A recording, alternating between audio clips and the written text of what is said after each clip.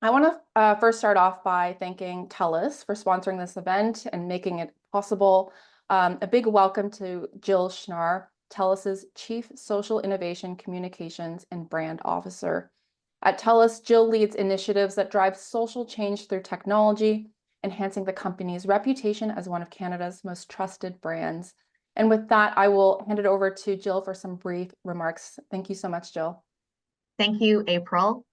As Canada strives to be a global leader in attracting foreign investment, it's essential that we focus on areas that showcase our competitive advantage and long-term growth potential.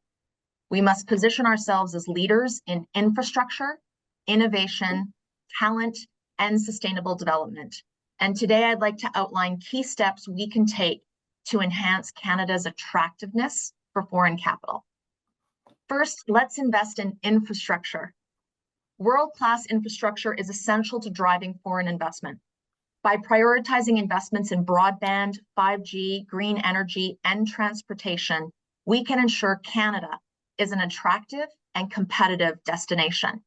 Infrastructure also provides the foundation for our digital economy, economic resilience, and sustainable development. Take our wireless and broadband networks, for example. They consistently rank among the best globally. According to OpenSignal, the average mobile speed experienced by Canadians surpasses that of all G7 countries. With respect to high-speed internet, Canada's broadband networks consistently rank among the best in the world. Indeed, the accolades received by TELUS's world-leading network highlight our commitment to superior technology, connecting Canadians to the resources and information needed to compete on a global scale. Second, let's invest in innovation and R&D. Foreign investors are increasingly looking for markets that prioritize technological advancement and innovation. By increasing investment in research and development, particularly in sectors like artificial intelligence, clean tech, and advanced manufacturing, Canada has the potential to become a hub for cutting-edge solutions. Over the past 2 decades, TELUS's investment in social innovation has enabled us to evolve from a regional telco to a dynamic, world-leading technology company powered by our purpose, with 20 billion in annual revenues and over 19 million customer connections. We have seen firsthand the power of leveraging our connectivity and technology to drive positive social change and enable remarkable human outcomes. From connecting remote communities and building fiber to the home, to improving healthcare access and enhancing agricultural sustainability. Third, let's develop a skilled and inclusive workforce. Canada's highly educated and diverse workforce is one of our greatest assets. However, we must continue investing in education, training, and upskilling programs to remain competitive in the global market. Attracting and retaining top talent, especially in critical areas like technology and engineering, will ensure that foreign investors see Canada as a place where businesses can thrive. Fourth, let's protect intellectual property. In the digital economy, protecting intellectual property and safeguarding data are critical to attracting foreign capital. By ensuring that Canada's IP laws are robust, modernized, and aligned with global standards, we can create an environment where innovation can flourish. Additionally, strong data privacy and cybersecurity measures will give foreign investors confidence in Canada's ability to protect their digital assets, making us a more appealing destination for technology firms and global businesses. Finally, let's promote our ESG practices. More and more investors are prioritizing sustainability, social responsibility, and strong governance in their investment decisions. Canada has an opportunity to lead in this area, creating policies that incentivize ESG-friendly practices like clean energy and responsible corporate governance. By positioning ourselves as a country that values environmental and social responsibility, we can attract capital from investors who are increasingly focused on making investments that align with their values. At TELUS, we are proud to have just been recognized as Time Magazine's #1 most sustainable telecommunications company in Canada. We're driving social and environmental progress in Canada and all over the world, from investing in renewable energy to contributing to the social health of our local communities. Canadians must position ourselves as leaders in infrastructure, innovation, talent, and sustainable development. To make this a reality, the Canadian government should look at policy barriers that inhibit foreign investment and access to global markets. Where possible, Canada should remove those barriers to ensure we can be a premier destination for global investment, driving long-term prosperity and growth for all Canadians. Together, let's make the future friendly. Thank you. Thank you so much, Jill. So as Jill set out, today we're here to talk about foreign direct investment in Canada. We'll be discussing some big questions with our impressive speakers today, such as how can foreign capital help drive economic growth and innovation? And what are the challenges in attracting it here? I should introduce myself. I'm April Fong, Executive Editor of The Logic, and I'm delighted to welcome our panelists here today. Including Dan Breznitz, Munk Chair of Innovation Studies at the University of Toronto and a fellow at CFAR, the Canadian Institute for Advanced Research. From the Future Borders Coalition, we have Executive Director Dr. Laura Dawson. And from BMO Capital Markets, economist Shelly Kaushik is also with us. Welcome to you all, and thanks so much for being here today. You're so welcome. Just some housekeeping before we get started. I want to encourage our audience to ask questions throughout the event. We want to hear from you.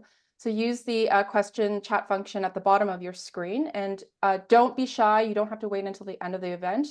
This event is for you to engage with our speakers today. So let's see your questions. Let's start off with maybe even just looking at what does foreign direct investment really mean? What are we talking about when we say FDI, Shelly? How would you define it? Yeah, that's a great question, April. I think normally when we talk about things like FDI, the first thing that comes to mind is what we normally term as greenfield investment. It's literally a company coming in from outside of Canada within the country and maybe, setting up a battery plant or a factory, something like that, or even investing in existing factories or infrastructure or knowledge.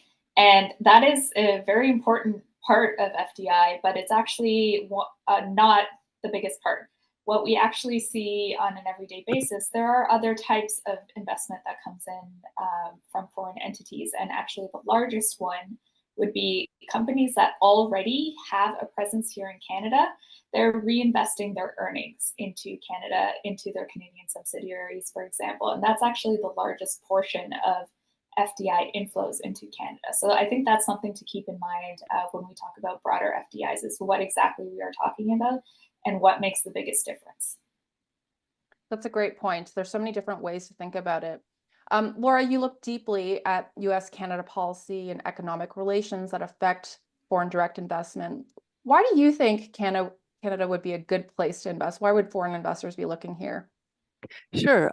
Canada is attractive to foreign investors, particularly U.S. investors, because it's got common language. It's close to markets. It's got a common business culture. Back in 1989, we did the big bet and aligned very closely with the U.S. in terms of our trade agreements, our regulatory and rules, how we operate our businesses. So it's U.S.-like for many investors, also under the rules of the North American Free Trade Agreement. We have market access, secure market access to the United States. We've got investment protection agreements. Americans say they love coming to Canada. Actually, all foreign investors. It's a great place to live, a great place to raise your kids. It's clean, it's green. There's a lot of good things going for it. We got some challenges too, and I'm sure we're going to talk about that later in the discussion. Dan, you're known for your expertise and innovation on the global stage. Laura gave us a pretty positive outlook. Does foreign investment actually help Canada maintain its competitive edge in the global economy? Well, That's a loaded question. The real question is, does Canada help Canada maintain its competitiveness in the global economy? And the answer in the last 20-something years is definitely not. So the real question is, does foreign direct investment in Canada at least help us to find ways that our talent and good infrastructure can be utilized better? And the answer is probably in some places, yes. Probably in some places, there are very, as Laura will tell you, the Americans and others are really, really smart in investment. They do those investments in order to make money, not in order to make Canada happy. So the question is, can we have a win-win? Can we have a win-win? And we'll dig into that further. Let's talk about some of the challenges for attracting FDI to Canada and, look at some of the issues that may be barriers. Shelly, earlier this year, you noted in a note that Canada hit a new milestone in the first quarter, a net divestment from the country for the first time in 14 years. You also said that the softness highlights concerns around the attractiveness of doing business in Canada and turn weighing on our growth outlook. What are the factors, in your opinion, that are making Canada less attractive to do business here? Yeah, it's tough right now. I think the broader economic picture is certainly a bit weaker in Canada than it is in the US, which of course would be the biggest comparator.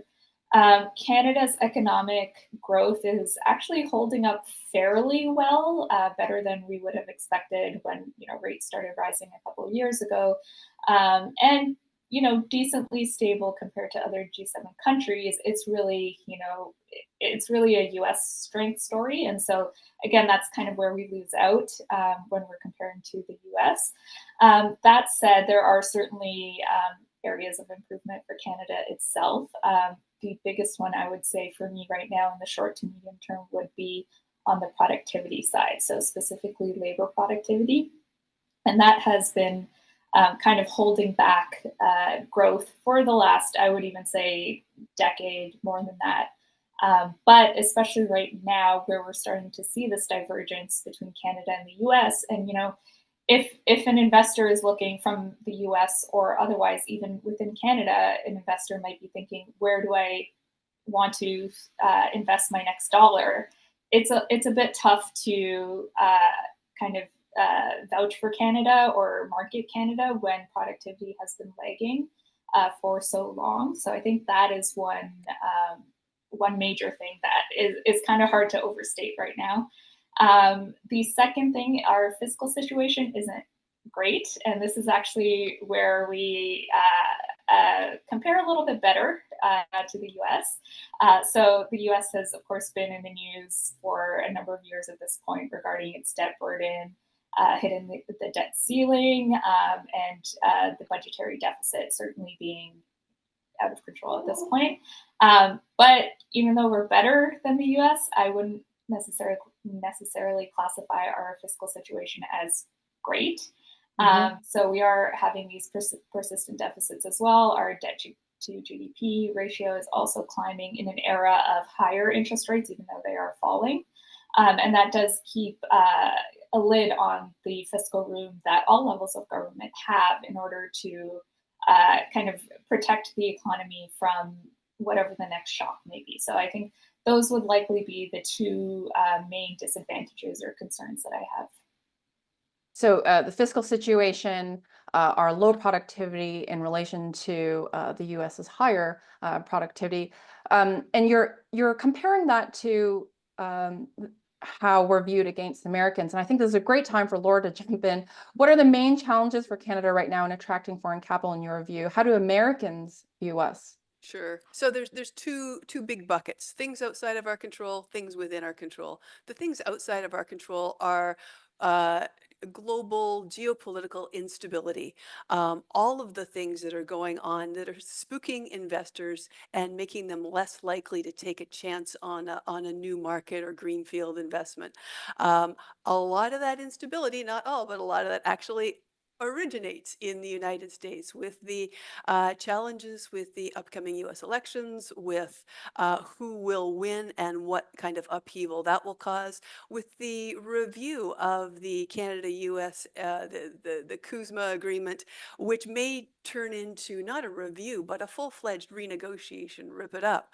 And so this instability means that investors are getting chilled, they're not certain about expanding anywhere, and they're going to where they can get the most bang for their buck. It's the old hub and spoke model. When things get tough, money goes to the hub. And in our case, the US is the hub. So there's stuff outside of our control, and then there's stuff inside of our control. And that stuff is slow regulatory approvals, slow moving government actions, differences with the US where there doesn't have to be differences, where we've just adopted a policy or regulation for its own sake, making it very hard for companies to meet those compliance costs, especially small and medium-sized enterprises. So different compliance costs.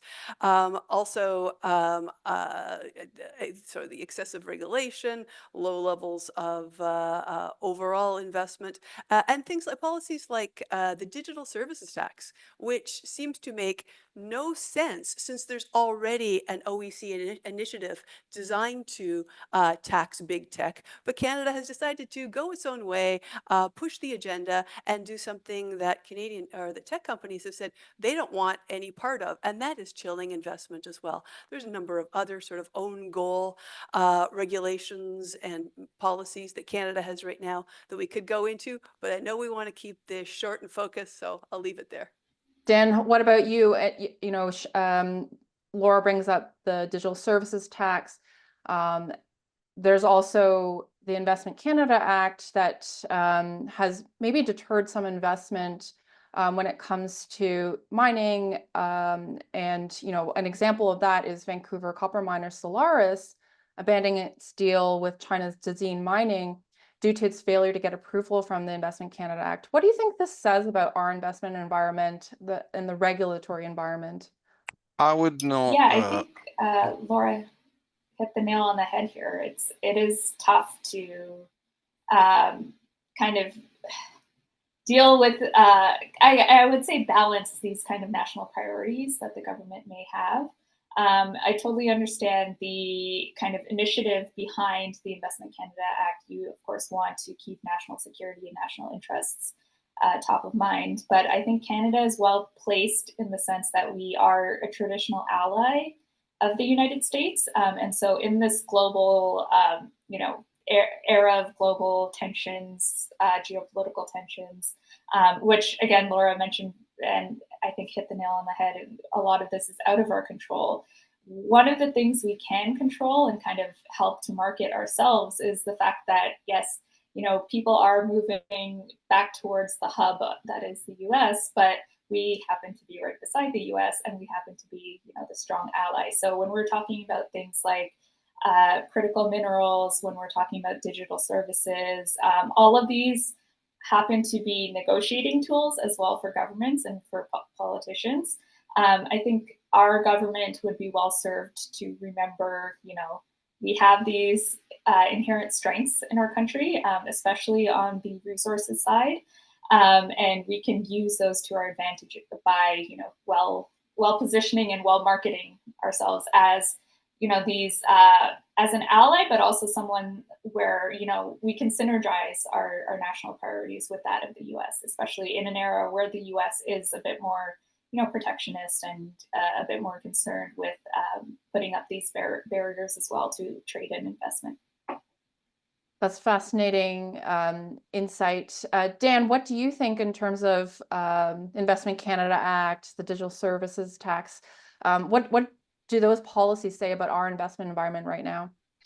Well, first about the Investment Act, I'm sorry, but this is, again, as Laura will tell you, we are just following what the US has been doing and other countries have been doing, especially with China. And as a matter of fact, if you want American companies to invest in Canada, especially in tech or other sensitive areas, you want to be seen as if you're actually taking those threats seriously. Otherwise, they wouldn't come. So I'm not that worried. am worried, but this is not just for FDI, that if we're serious about our critical minerals strategy and mining, the fact that to do what's called green or new mines now takes so many years that any investor that is even moderately sane would probably avoid Canada. Maybe brown mining are better. I would say that Ontario, not the government of Canada, but Ontario at least is trying to make those regulatory in mining and critical minerals much better. And I see some movement on that, both for locals and for foreign investment. But if I'm a foreign direct investor, right, let's not talk about Canada. What I would look at is, do I have talent which is cheaper than elsewhere? Is that talent productive? Can I make that investment and gain the profits and move them wherever I want to? And on that, in certain issues, Canada is a wonderful place. I can get highly skilled, underemployed people. And as we know, give them much more interesting jobs at most Canadian companies. If I am doing just my average investment in capital equipment and new technologies as an American multinationals, I have vastly better equipment and technology that the Canadian can play with. So my the productivity of my Canadian competitor might still be stuck in the past. My productivity will be very, very, very close to the Americans, and I'll pay my people a lot less. So I will move here. Sorry, April, Laura, can you I- want to jump in? Yeah, I I just see. want to jump in on the ICA, and I'm sorry if I cut off Dan. He may have had something important there. I was very enthusiastic. I want to go back to Investment Canada Act because I don't hate it. And having studied it and written on it for years, I think it's important. Canada has had a challenging relationship figuring out foreign investment and what the rules should be. I mean, back in the 70s, we were a branch plant, 60s, branch plant economy. We wanted to find some autonomy and some domestic competitiveness.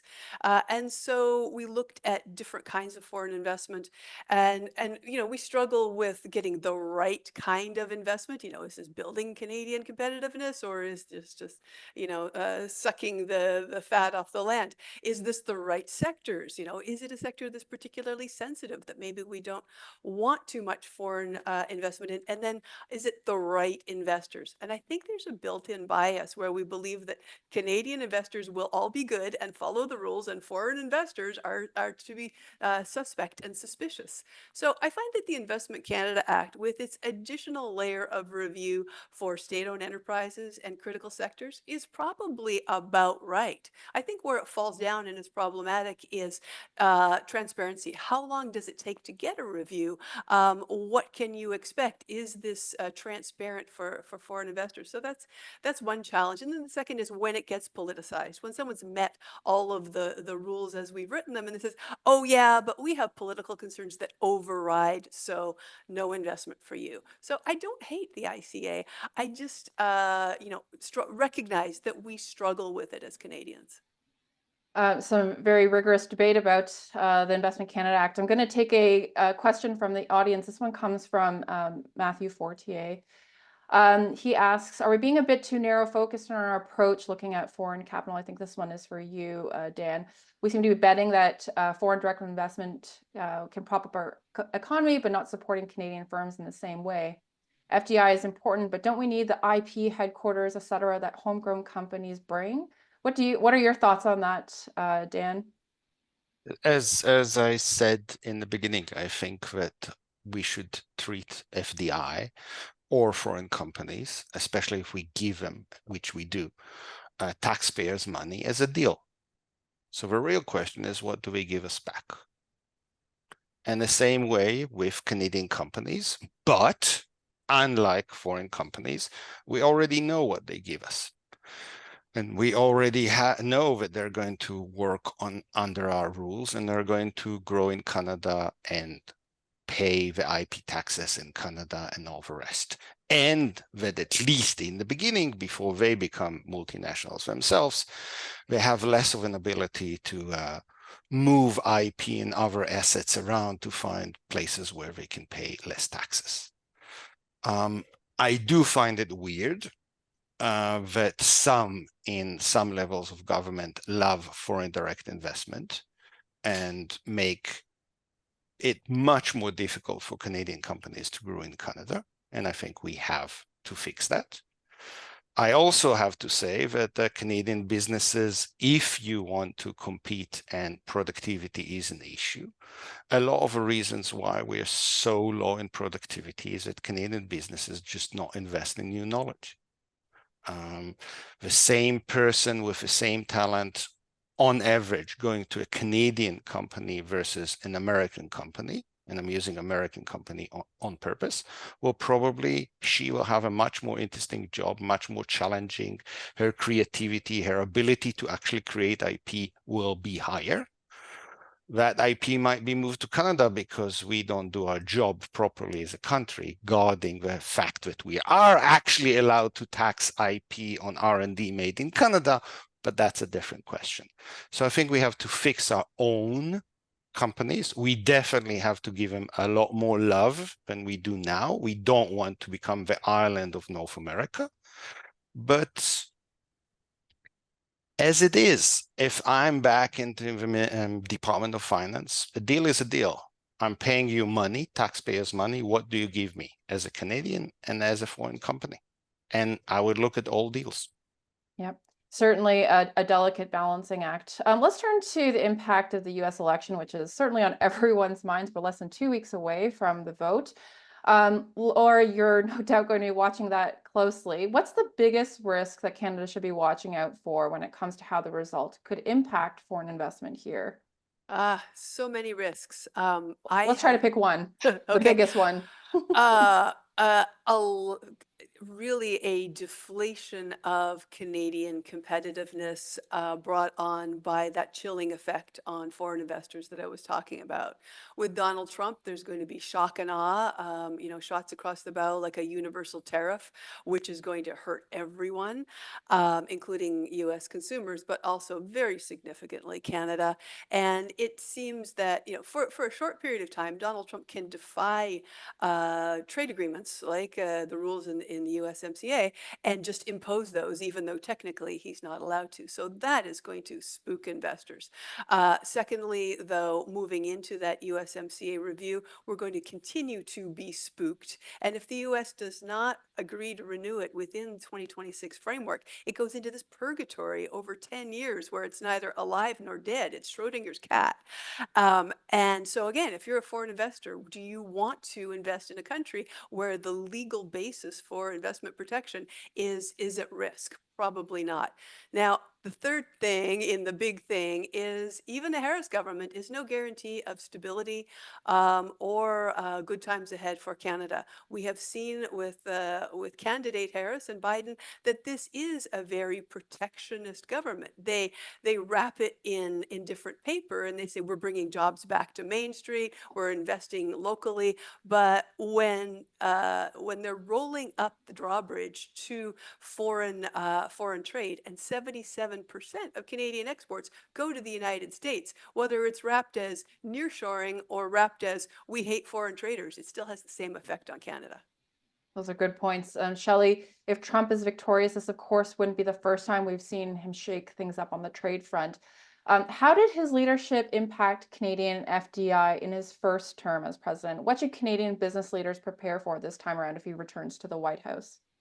Yeah, I think the first time around was a little bit different in that it was, I would say, more of a surprise than it would be if he is elected again in a couple of weeks, which, by the way, can't come soon enough. This campaign has gone on a little too long for those of us in Canada. But yeah, I think when he was first elected, we did see some of a decline in FDI inflows in Canada. For, I would say, the first couple of years, so about 2016, 2017, before we did start to see a ramp back up. So I think part of that does just touch on that, uncertainty, potentially surprise.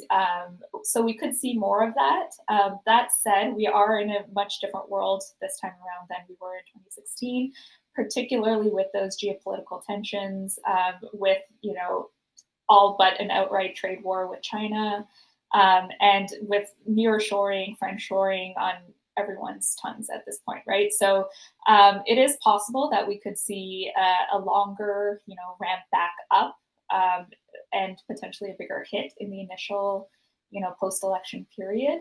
I will say, we hear a lot from both candidates on, what kind of imports they'll have, and I take Laura's point very seriously that it's not just a Republican story. I think the Democrats are also quite protectionist, and both of them have been talking quite strongly about, additional trade barriers.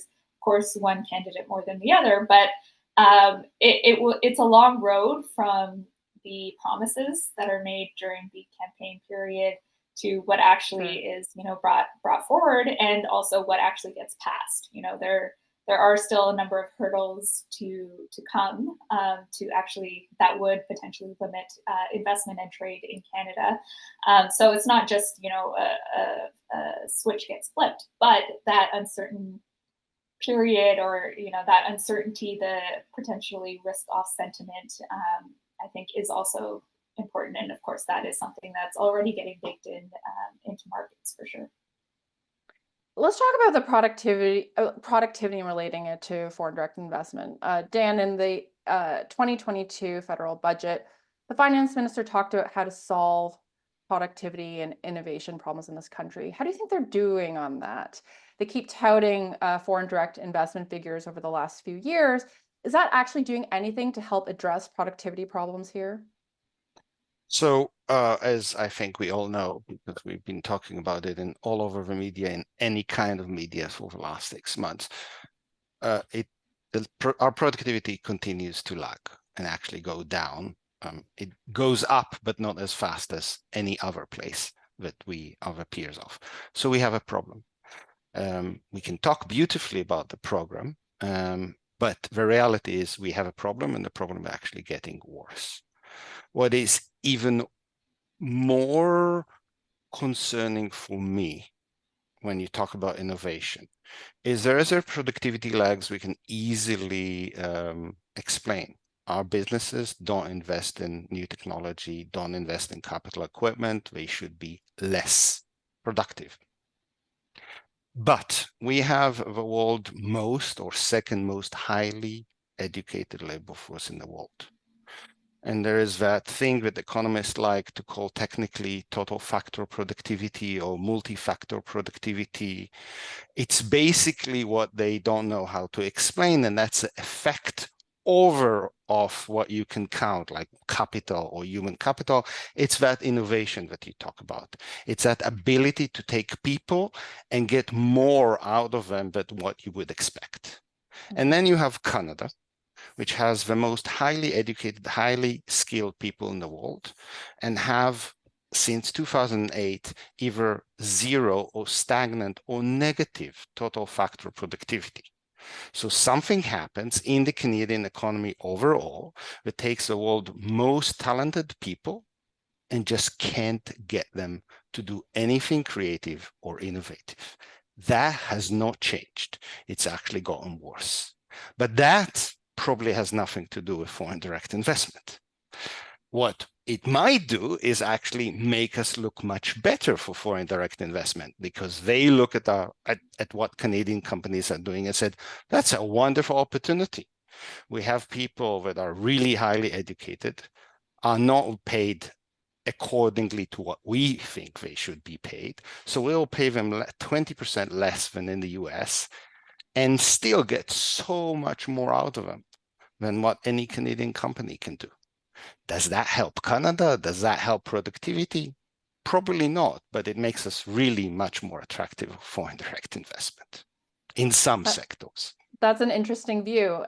Shelly, I think this is a great time for you to jump in. You spoke before about the impacts that Canada's low productivity can have on attracting capital here. Are there sectors or areas of Canada that desperately need an injection of foreign capital to help boost our productivity? Do you think that's possible? Yes, to some degree, I do think that's possible. And I'll take everyone's point. I think FDI isn't a Band-Aid that will fix everything. So I think it's one tool that we can use. as well as domestic investment. The number one, and I may be biased here because I live in Toronto, but the number one sector that I can think of off the top of my head is transportation infrastructure. Again, I do live in Toronto, so there is a lot of traffic, but I know that, many cities in the world and many cities in this country are wasting time. People are just sitting in traffic, whether that's, literally in the car on the 401 or whatever highway on any road, or trying to get from one place to another without sufficient public transportation networks. And I think that is not just an issue that would, help free up workers' times, but it also would help kind of unlock a lot of housing as well. So if you think about, especially now that we're shifting largely to some form of hybrid work or a return to office environment, which, depending on the studies, can help productivity in and of itself, we are getting to a point where workers are back to making that choice on where to live. And it is theoretically more attractive to live closer to work. And so that is, causing a whole host of problems with affordability and a number of other issues in the housing market. But just bringing things back to productivity, it's not just a direct, this transit investment wouldn't just be a direct benefit to productivity, but also open up a lot of other sectors as well. So there's that. I would also point to investment in technology, communications. Canada is quite an interesting country in the fact that we are quite large, and most of our population lives, of course, near the US border, which is a huge asset in one sense, but we are actually spread quite sparsely apart, right? And so further investment in, communication and other technologies would help kind of unlock that the labor potential for people who live, potentially in more rural areas, as well as, just help boost that, again, productivity for all workers. Great points. I would love to see any sort of solution for traffic problems in the Toronto area. Laura, I'm going to take a question from the audience. This one comes from Nevin. Is there any potential, you think, to have an actual Team Canada approach to FDI? Here in Toronto, you have the GAC, multiple government of Ontario groups, City of Toronto, all trying to deliver. We've mostly only seen threats like a Trump White House get the band together, but can we do a better, more coordinated job of working together? What do you think about that? Yeah, that's a great idea. I would support that because we've got this Team Canada effort, which has been moving us through the threats of the potential next election. But the challenges are significant, and they're definitely in the long term. Yes, we could do a Team Canada. The problem is governments need to talk to each other. We need to have much more communication between the provincial governments, the city governments, the federal governments, and a lot of the stuff that we're talking about in terms of attracting investment, making an enabling environment for investment. That's the stuff that city and provincial folks have much more control over than the federal legislators. So having those folks talk to each other. Secondly, this drives me crazy. I Canadian living in Georgia. Most of our missions to the United States go to Washington, and you go see a member of Congress, and they'll give you a hearty handshake and a nice, Stars and Stripes pin and send you on your way. We need our Team Canadas to be going to Boston, Philadelphia, California. We need to go where business is being done, but before we can do that, we really have to demonstrate that we are a fast and nimble fish in a world of sharks and whales. And so we've got to get at those compliance costs, those regulatory barriers, our slow permitting time, infrastructure. We've heard, about bad traffic in Toronto. I can go on for days about delays at borders and what we can be doing. So yeah, I vote yes for Nevin's Team Canada approach, but there's a lot of things that we would need in order to make that successful and impactful. A great response. Dan, let's go back to the productivity question again, because it's such a important topic. In your book, Innovation in Real Places, you talk about the importance of building hubs out of advantages for at least one stage of the global production process. How important is attracting foreign capital to that?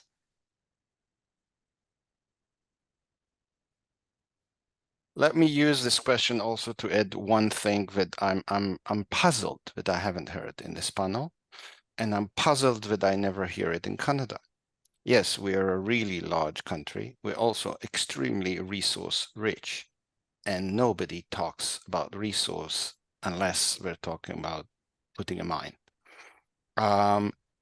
You can create massive prosperity for a lot of Canadians if we actually get our resources industries up to speed.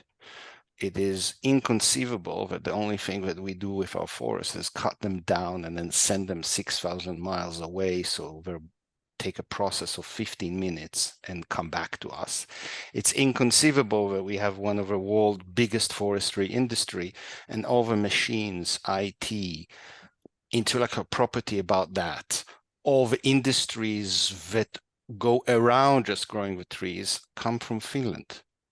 In mining, most of a lot of the most successful small Canadian companies have been bought by Swedish companies, because Sweden is now a massive player in high-tech equipment for hard rock mining and other mining.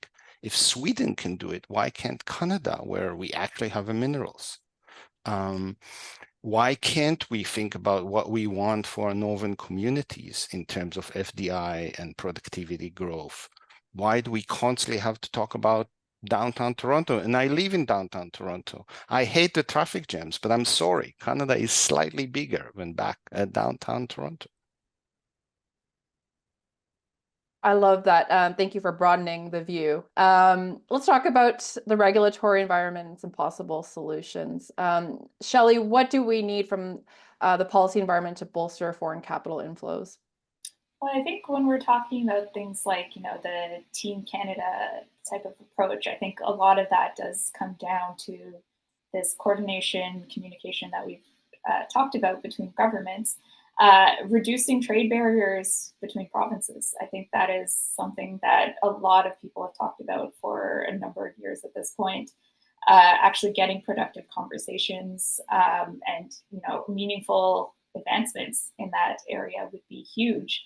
And just the time that it takes to approve things, to get approvals, to just overall time that it takes to get through all of these regulatory steps. I think that's a huge thing that I'm hearing. Some streamlining, indeed. Mm-hmm. Dan, how do we go about balancing attracting foreign capital with our national interest and security? We talked a little bit about this earlier, but what else are your thoughts on that? So just one comment after Shelly. I think that one of the things we have to do is to actually restructure our competitive framework, both for local companies and for foreign companies. This has become ridiculous. The regulatory regime, the trade barriers, the complete oligopoly in various sectors is stunning the growth of both foreign direct investment and local companies, and needs to be dealt with much more than writing another check to somebody. Okay. In terms of social security, I think Laura and Shelly has done it and said about it implicitly. So let me do it explicitly. Canada needs to actually sit down and decide what it wants to do when it grows old or bigger. As long as we don't know what it is that we want to be in 5 years in telecom, or 10 in telecommunication, in mining, as an economy, as a society, and then Team Canada sit down and figure out how we get us there, we will never be that nimble fish because we don't know where we want to go. So the first thing I think we have to decide is, what do we want to do? And then we can decide what kind of companies we want in, what kind of foreign companies we want out. Right now, we're just basically dancing to the song written in Washington, D.C., and I don't think this is a very good spot to be in. We need to be more intentional and to pick our spots, right? This is a good time, I think. Dan, you spoke earlier about some of the broader views that we should be looking at in terms of foreign investment. This question comes from the National Chief's Office from the Assembly of First Nation. Foreign investment in Canada is focused on our resource sectors or sectors where they are on First Nations land. Given these investments are on First Nations or Inuit land and Canada's a signatory to UNDRIP, how have you looked at FDI how are we looking through FDI through an Indigenous lens? Start with that. You want to tackle that, Laura? Yeah. Canada is not doing nearly enough, but Canada is getting better incrementally. Years ago, when we were talking about First Nations and Indigenous issues within FDI, it was kind of an add First Nations and stir, or maybe we can bring them in for the photo op at the end of the announcement, or maybe we can find, certain groups. So having Indigenous persons not only consulted, but playing an active role in the project development, in the design, in the human resources, in the technology, really it isn't a cost, it isn't a bad cost for companies. It is a great investment for companies. And I think there are more and more industries in Canada that are proving this. It's a bit more of a challenge when we have some foreign investors come to Canada and say, well, what do we have to talk to those folks for? So it is a constant process of education. But that is one of the areas where I'm very proud of Canada's work in these areas. We have a lot more to do. We have a lot more to learn. But I think the steps we're taking are good steps. And if I could just add something as well, when we're talking about, investing in our population, our Indigenous communities are the fastest growing communities in Canada. And, First Nation, Inuit, and Métis populations are younger than the Canadian average. And so when we're talking about, investing in Canadian talent, what does that mean? Getting the access to education, getting the access to whether it's the transportation networks for people living on remote communities or people living in urban areas as well, getting the technology and the communications in there as well. So giving them that infrastructure so that they are able to tap into their own potential, I think is also very important.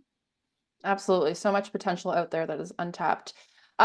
Let's wrap up by looking to the future and giving our audience a sort of call to action. I'm going to go around and in a rapid fire way and ask you, what's the one thing that needs to be done to help jittery foreign investors see Canada as an attractive place to put their money? Shelly, let's start with you.